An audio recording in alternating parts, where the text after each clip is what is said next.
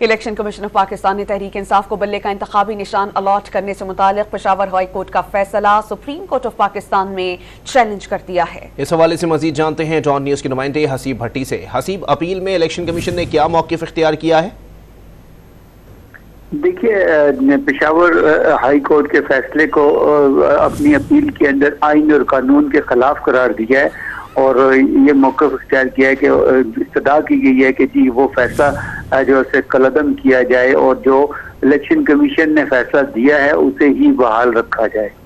ये उन्होंने अपनी अपील में कहा है कि सुप्रीम कोर्ट की जानिब से, रजिस्ट्रार की जानिब से डायरी नंबर भी अलॉट कर दिया गया और उम्मीद है कि अगले 1-2 दिन के अंदर ये जो है ये केस टेकअप हो जाएगा।